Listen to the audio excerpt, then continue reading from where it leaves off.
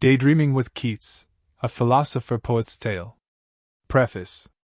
This is a walk through the Fall of Hyperion, a Dream, by John Keats. I joined John in the 1980s to follow his dreamtime path to see Saturn and other dethroned gods. I did this because the poem and his philosophical insights, such as negative capability, inspired in my heart such a brotherly love for Keats that I wanted to indulge in a bit of poetic philosophic writer-liar tourism. So I literally followed him narratively to the very heart of this poem. It was an adventure beyond belief. Daydreaming with Keats, a Philosopher Poet's Tale.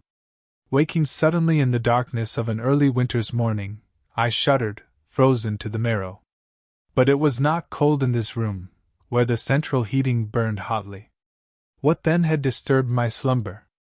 It was a nearly remembered dream, formed in a tortured mind that had awoken me, but why agony and grief filled me at that moment I could not comprehend.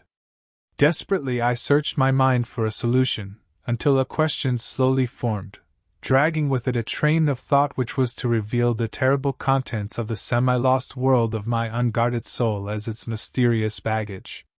Is it true that dreams can form the basis for religious madness? Driven on by a destructive belief, man sinks his prejudiced fangs in every man. Inspired by a zeal that breeds hate, hate for those who are not as you and seemingly destroy your dream with every breath. I felt as one such might, felt that I had lost my reason to live, for the dream was now taken from me. But I knew it was not so. The images of the Sweven were still upon me, though they were diffuse and meaningless. So I attempted to piece together the shattered reflection of my ID, by concentrating myself wholly inwards. I closed my eyes and the darkness gradually resolved itself, first into a kaleidoscope of color, then into a recognizable scene. A savage in front of me slept. About his head was a halo, his body shone, captured in an aura of deathless holiness, reaching without movement for the heaven where he would find his salvation. I looked upon him with awe, but tinged with pity, for I knew that this man could never capture his sublime state in waking hours. He had not the key. About him lay strewn sheets of papyrus. Each piece was stained with the juice of multicolored berries, and the shapes depicted were, it seemed to me, a wholly true representation of his life, tortuous and agonized struggles against himself. As I looked upon this man I began to cry, and not being able to stand the pain I turned my head away, for this savage was me. I kicked myself, and the savage did not move. So I turned from him, and forgot him. I was staring now at the scene about me, the avenue of trees that stretched away into the distance, and were lost in a mist of violet hue. The trees drenched in a steaming liquid, viscous, vapid. It was then I realized that I also was asleep, even as the now forgotten savage had been. It was then I heard the narrator speak. "You are no writer, you cannot dream. Or if you can, you shall make naught of them. You are daily man." I looked about the nearly remembered landscape for the speaker of these words, and seeing no one I shouted to the sky. "Who are you to say these things, you worm of my thought? I know that every man who has words in his heart can speak them, if he so desires, and so share his vision, be it fair or foul, with all others." And so was the purpose of this maiden thought was revealed. Whether the result is fair or foul is for you, dear reader, to decide, alive or dead. I stood at the edge of a forest. Strangely familiar trees grew, from many different climates, palms, oaks and pines, sequoias, olives and cedars.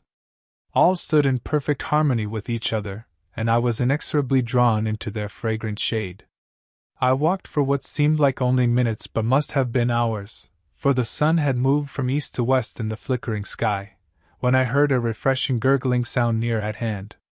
Attracted by the thought of cool water cleansing my body, I moved towards the noise. Within a bower of sweet apple trees in bloom I found a waterfall, which dropped some 30 feet into a crystalline pool of unfathomable depth, dark, but not foreboding. I walked to the edge of the mere, and stooped to draw my fill from the deep water.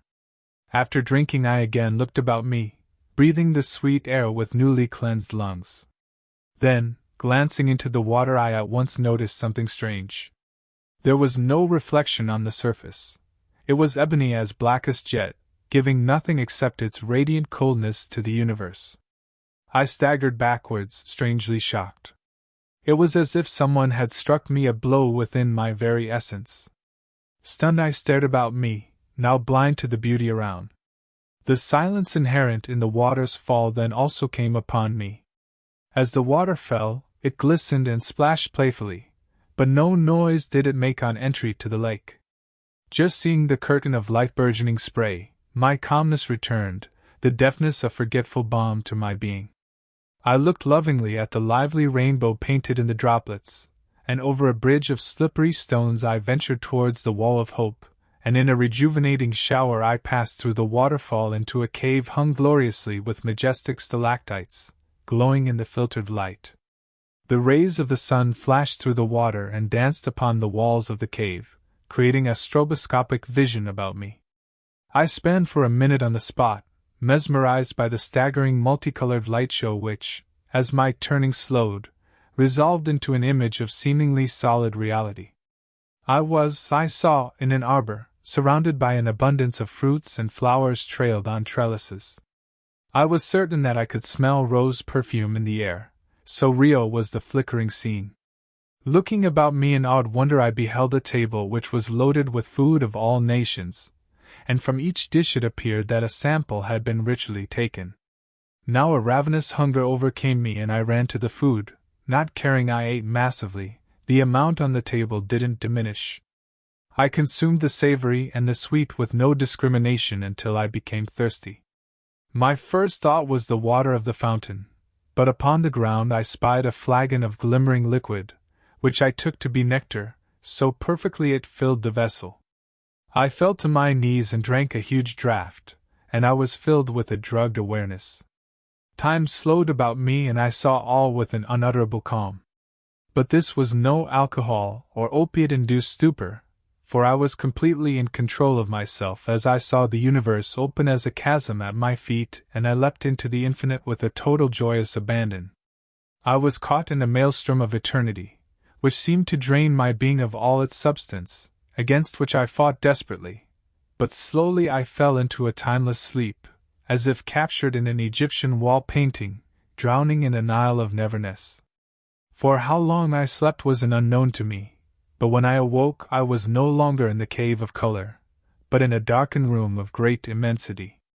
As my eyes became used to the darkness I was aware that I stood in a cathedral-like building, surrounded by huge buttressed walls, which rose above to incredible height.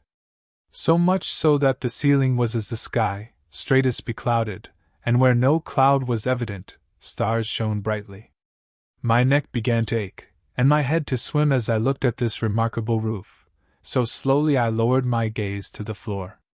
Around me were many strange artifacts, seemingly relics from a fabulously rich, ancient tomb.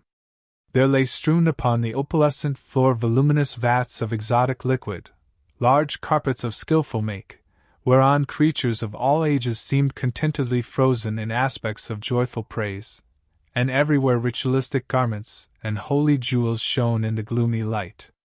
These treasures, however, were insignificant baubles when compared with the hugeness of the place in which I stood, and I again turned my head from these objects, gazing in awe about the immense structure. Totally entranced by its hugeness, it took me some time to realize that the building consisted of 4 massive avenues of intricately carved columns, of which I stood at the confluence. These avenues came from, I somehow knew, the 4 corners of the compass. I thus knew that I stood, in some way, at the center of a universal nexus. This thought awed and excited me, and with a sharpened mind I looked down each avenue, carefully scanning each for a way to go. For go I now knew I must.